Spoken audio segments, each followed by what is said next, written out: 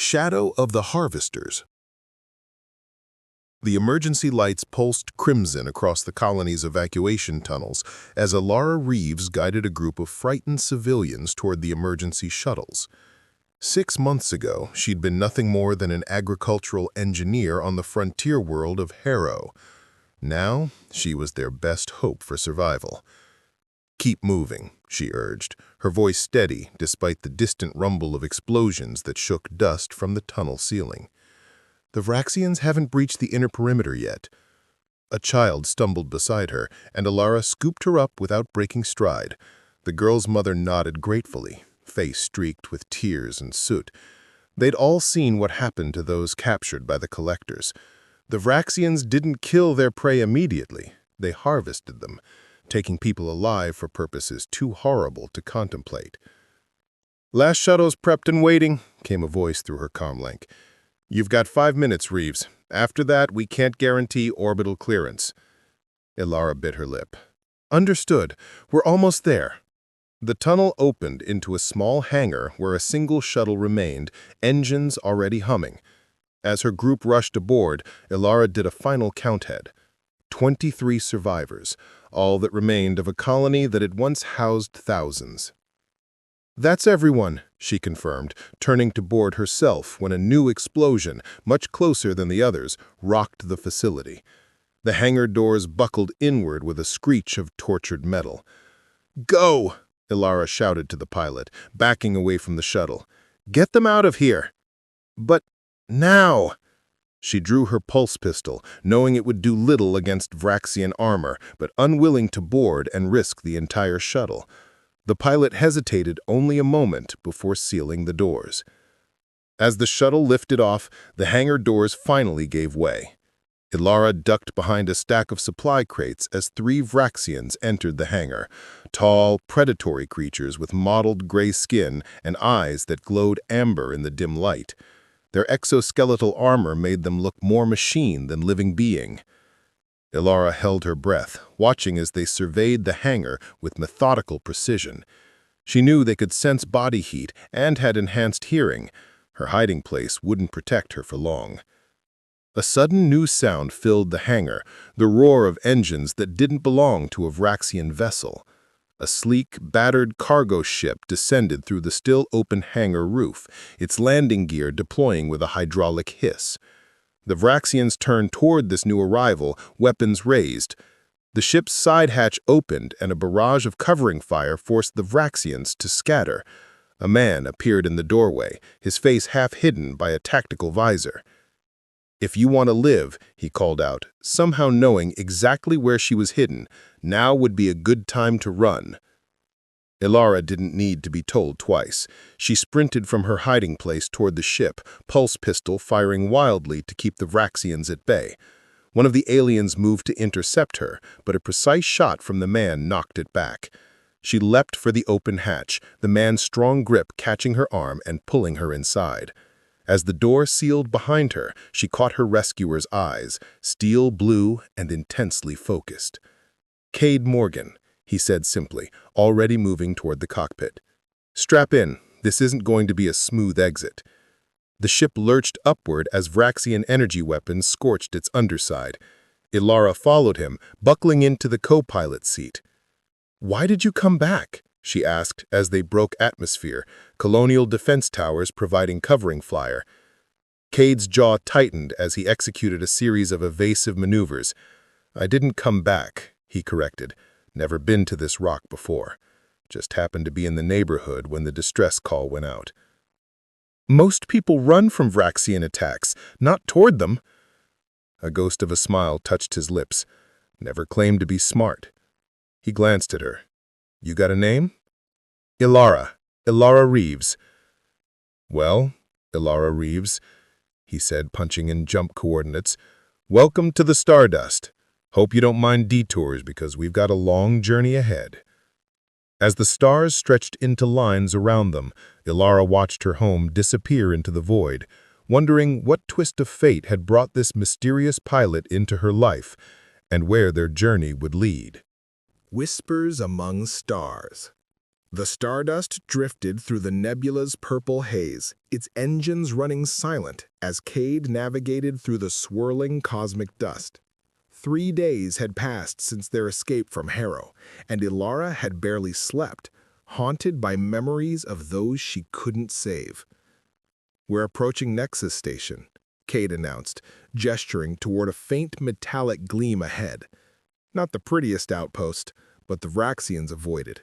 Something about the radiation messes with their sensory apparatus. Ilara leaned forward, studying the ramshackle space station cobbled together from salvaged ships and modules. "You're sure we'll find help here?" "Help? No. Information, maybe." Cade's fingers danced across the control panel.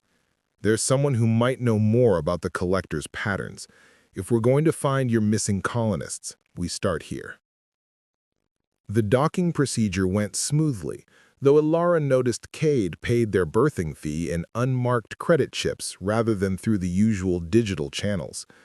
They moved through the station's crowded corridors, a kaleidoscope of alien species bartering, arguing, and conducting business of questionable legality. "Keep close," Cade murmured, his hand occasionally brushing against hers in the crowd. "And don't stare at anyone for too long." They entered a dimly lit establishment called the Void's Echo. Cade guided her toward a secluded booth where a hooded figure waited. As they approached, the figure looked up, and Ilara gasped. The face beneath the hood was unmistakably Vraxian, but different from the hunters she'd encountered. This one's skin was paler, almost translucent, with elaborate markings across the temples and jaw. "Nizari," Cade greeted cautiously. "This is Ilara. She survived the Harrow harvest." The Vraxian's amber eyes studied her with unsettling intensity. "Another witness. Good. The Collector Council grows bolder with each cycle." His voice had a melodic quality that surprised her. "You're Vraxian," Ilara stated, hand instinctively moving toward her concealed weapon.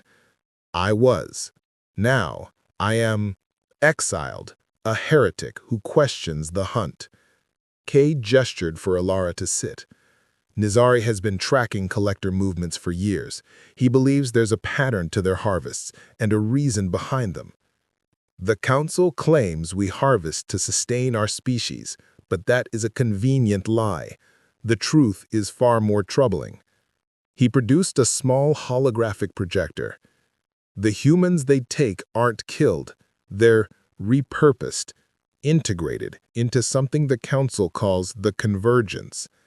The hologram showed horrifying images of human captives connected to vast organic machines, their consciousness seemingly intact but imprisoned. "Why are you helping us?" Ilara demanded, fighting back nausea. "Because once, my mate was like me, questioning, curious about humans, rather than seeing them as prey. The Council discovered her sympathy." Nizari's voice hardened. "They made her part of the Convergence as punishment." Cade leaned forward. "Tell her about the fleet." "Fleet?" Ilara echoed. Nizari nodded slowly. "Before the Collectors began their harvest, humanity had developed a formidable defense network. When the first attacks came, most of your military vessels were destroyed, but legends speak of a contingency, a hidden armada placed in deep stasis, commanded by an artificial intelligence waiting for the right signal to awaken. If such a fleet exists, Cade added, it could change everything. As they spoke, Ilara noticed a group of station security officers entering the establishment, scanning faces methodically. "We need to go," Cade said quietly. "Someone's asking questions about new arrivals." Nizari rose smoothly. "I have a private docking bay. Come." They slipped through a hidden door behind the booth, emerging into a maintenance corridor. As they hurried toward Nizari's ship, Ilara found herself walking beside the Vraxian exile.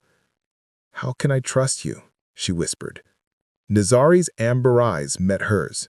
"You cannot, not yet, but soon you will understand that not all hunters worship at the altar of the harvest. Some of us remember what we once were.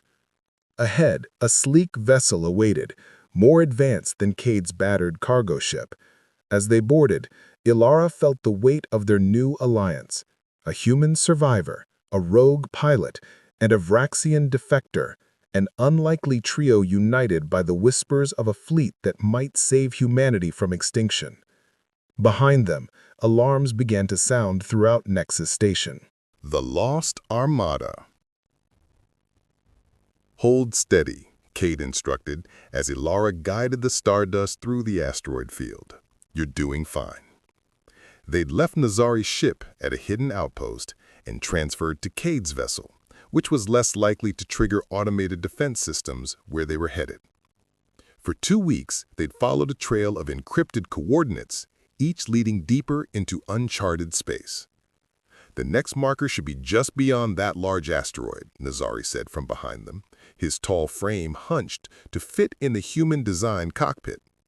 If the archives are correct, we'll find the gateway there. Ilara maneuvered carefully around the spinning rock, revealing a seemingly empty patch of space. Nazari input a sequence into the auxiliary console, and suddenly, space itself seemed to ripple before them, revealing a massive, artificial structure. The Umbra Gate, Nazari breathed, thought to be merely legend among my kind. Cade whistled low. That's ancient tech, pre-collector war. The structure was a perfect circle of dark metal, large enough to accommodate capital ships. As they approached, it pulsed with faint blue energy. How do we activate it? Ilara asked. We don't, Nazari replied. It scans us. As if on cue, a beam of light swept over their ship. For several tense moments, nothing happened. Then the center of the gate began to glow, opening a portal to somewhere else. It recognized human DNA, Cade realized. Good thing you're with us. They guided the Stardust through the portal and emerged in a vast enclosed space, a hidden pocket of engineered space-time. Before them floated hundreds of ships, dark and dormant, arranged in perfect formation around a central command station. The Lost Armada, Ilara whispered in awe. They docked at the command station, an enormous structure that had clearly been designed for long-term habitation. As they explored its silent corridors, emergency lighting activated at their presence. The station's recognizing you, Cade told Ilara, watching as doors unlocked automatically at her approach. It's been waiting for human command authorization. They reached the central command hub, a circular room with viewports overlooking the dormant fleet. Ilara approached the main console hesitantly. What if I can't activate it? I'm not military. You don't need to be, Nazari explained. The system was designed to respond to any surviving humans with the right activation sequence. As Ilara placed her hand on the console, the entire room illuminated. A holographic figure, a woman in an admiral's uniform, appeared before them. Identify yourself, the AI requested. Ilara Reeves, survivor from Harrow Colony. The hologram studied her, then Cade, and finally Nazari, its expression hardening at the sight of the Vraxian. Vraxian life form detected, security protocols engaged. Suddenly, sections of the floor opened and defense drones emerged, weapons trained on Nazari. No! Ilara stepped between them. He's an ally, the enemy of our enemy. The AI seemed to consider this. Unprecedented alliance, verifying intentions. A beam of light scanned all three of them before the drone stood down. Irregular but acceptable. Human population at critical levels. Activating Lazarus Protocol. Throughout the station, systems began humming to life. On the dormant ships, lights flickered on one by one. The fleet awakens, the AI announced. Reactivation will complete in 12 hours. As they watched the magnificent sight, Cade moved closer to Ilara, his hand finding hers in the dim light. You did it, he said softly. She turned to him, suddenly aware of how close they stood. We did it, together. Their moment was interrupted by a proximity alarm. Nazari rushed to a secondary console. Multiple Vraxian hunter ships emerging from the gate. They followed our trail. Cade's expression hardened. 12 hours. We need to hold them off for 12 hours. As they prepared for battle, Ilara caught Cade's arm. If we don't make it, he silenced her with a sudden kiss, his lips warm and insistent against hers. We'll make it, he promised when they parted. I'm not losing you now. Across the command hub, Nazari watched them with an unreadable expression before turning his attention back to the approaching enemy. The hunt had found them, but this time, humanity would not be the prey. Awakening giants. The first impact rocked the command station, throwing Ilara against the tactical display. Around them, warning lights flashed as the station's ancient defense systems engaged against the Vraxian assault force. 7 vessels, Nazari reported, his fingers dancing across the alien controls with surprising familiarity. Hunter class, they're deploying boarding parties. Cade helped Ilara to her feet, his touch lingering longer than necessary. The fleet needs more time to fully activate. We need to slow them down. The station's AI flickered to life beside them. Autonomous defense systems at 60% capacity. Recommended course, seal all secondary access points and concentrate defense at the main docking bay. Ilara studied the station's schematics. We can funnel them through these maintenance corridors, create choke points. I'll handle it, Cade said, checking his weapons. Ilara, stay here and monitor the fleet activation. Nazari? I will accompany you. I know their tactics better than anyone. A wordless understanding passed between the two males. Despite their differences, a grudging respect had formed. Be careful, Ilara said, her eyes meeting Cade's. He gave her that crooked smile she'd grown to cherish. Always am. As they departed, Ilara turned to the awakening fleet. Through the viewports, she could see mechanical arms extending from maintenance docks, servicing the dormant vessels. Lights flickered along their hulls as weapon systems came online. Activation progress, she asked the AI. 37% complete. Estimated time to full combat readiness, 8 hours, 17 minutes. Too long. They needed to buy more time. A new alert sounded. Warning, unauthorized access detected in engineering section. They'd been outflanked. Some of the Vraxians had found another way in. Can you seal them off? Ilara demanded. Negative. Internal security compromised in that sector. Ilara made a quick decision. Lock down the command center. I'm going to engineering. Grabbing a pulse rifle from the weapons locker, she moved through the station's corridors, following the AI's directions through her communicator. Distant sounds of combat echoed from where Cade and Nazari engaged the main Vraxian force. Engineering was a vast chamber housing the station's power core, a swirling mass of contained energy that pulsed like a heartbeat. 3 Vraxian soldiers were at the main console attempting to override the system. Ilara took aim from her position by the doorway and fired, catching one of the Vraxians in the shoulder. The creature spun, returning fire with its energy weapon, forcing her to duck behind a support column. Human female detected, one of them hissed in its guttural language, which her translator rendered into stilted English.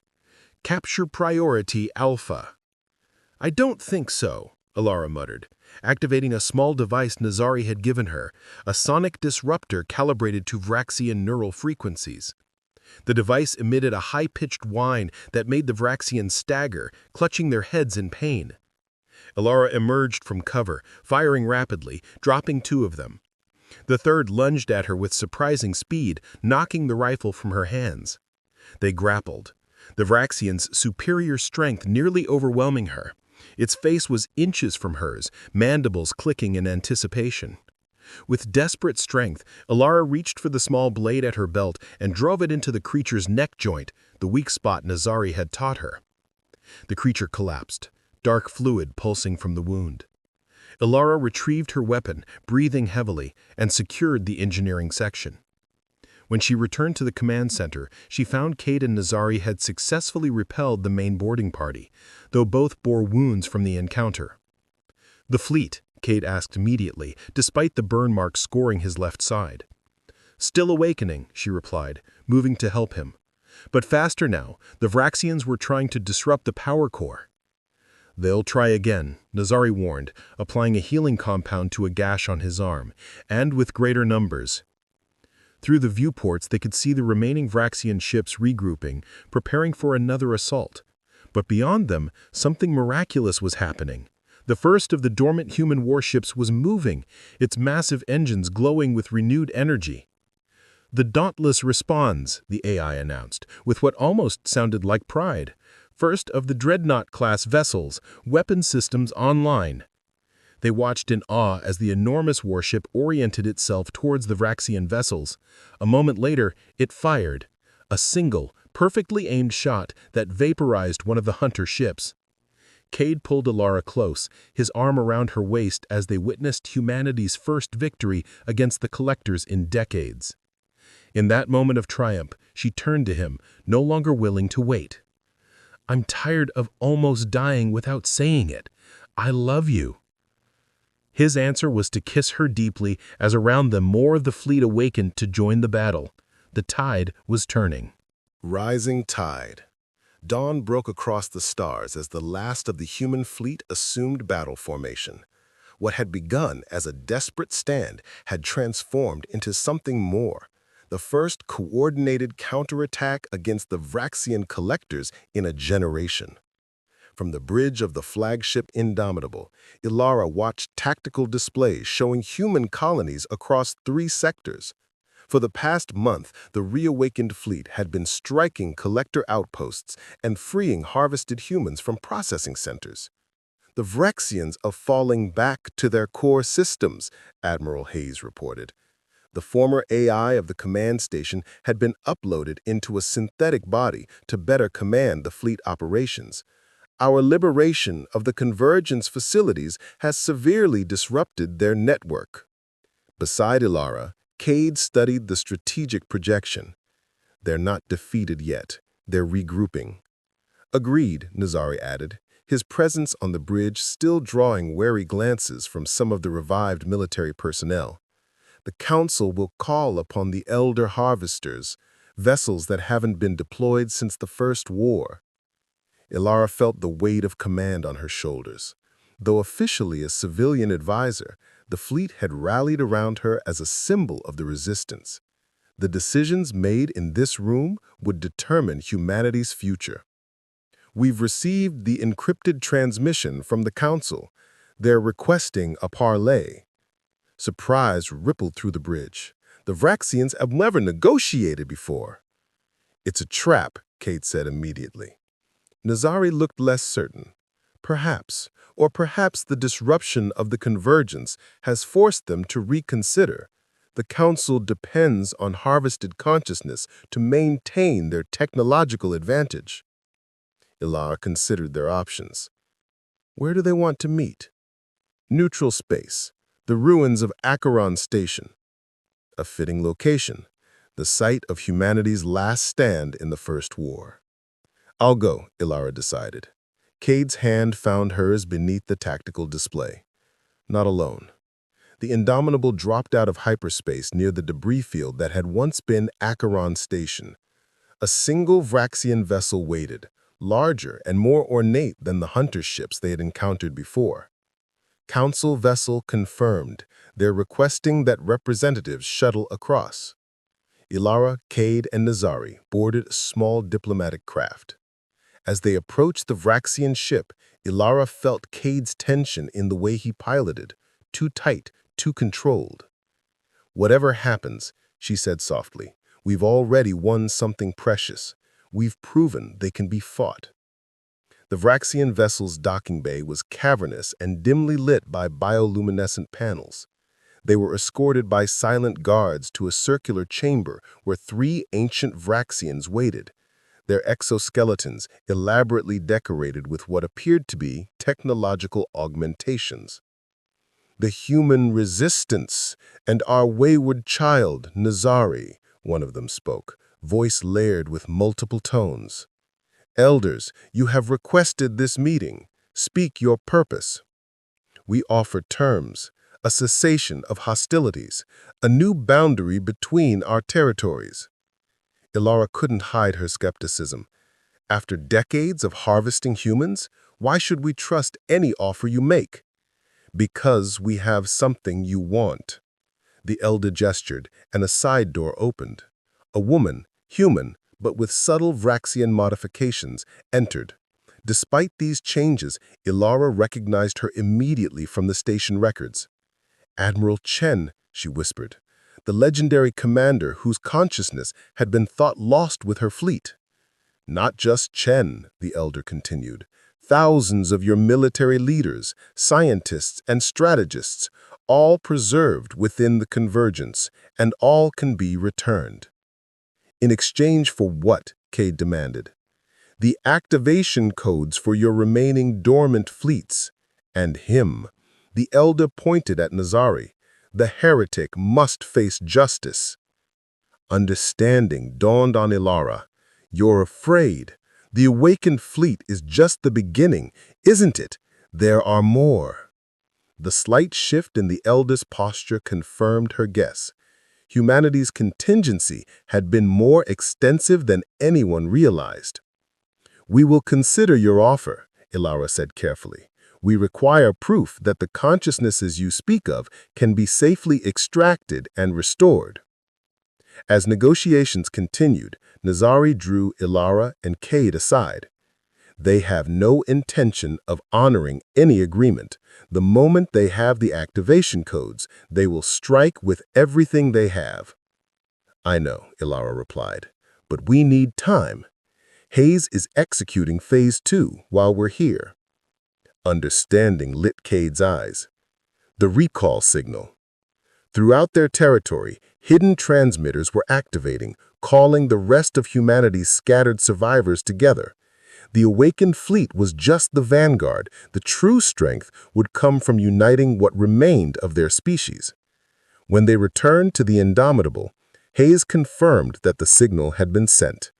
Already responses were coming in from hidden colonies and resistance cells. "And Chen?" Ilara asked. "The extraction process has begun for her and the others. Our science team believe the Vraxian technology can be repurposed." As the Indomitable prepared to rejoin the fleet, Ilara stood with Cade at the observation deck, watching the stars. His arm slipped around her waist, pulling her close. "What happens now?" he asked quietly. "Now we rebuild. We take back our worlds. We remember what it means to be human." Nazari joined them, his tall form silhouetted against the starscape. "And what of those who are neither human nor collector, the exiles and the freed?" Ilara reached out, taking his hand in a gesture that would have been unthinkable months ago. "We make a new future, together." The Indomitable jumped to light speed, leaving the Vraxian vessel behind. Behind them lay the shadows of the past, the harvests, the losses, the long years of hiding. Ahead lay uncertainty, but also hope. "The hunters have become the hunted, but we won't become like them," Cade said softly. "No," Ilara agreed, thinking of all they had learned and lost. "We'll be something better." As the ship accelerated toward the gathering point where humanity would begin again, Ilara knew that their journey was far from over. The war would continue, but for the first time since the collectors had appeared, humanity fought with the certainty that they could win. And in that knowledge, there was power enough to light the stars.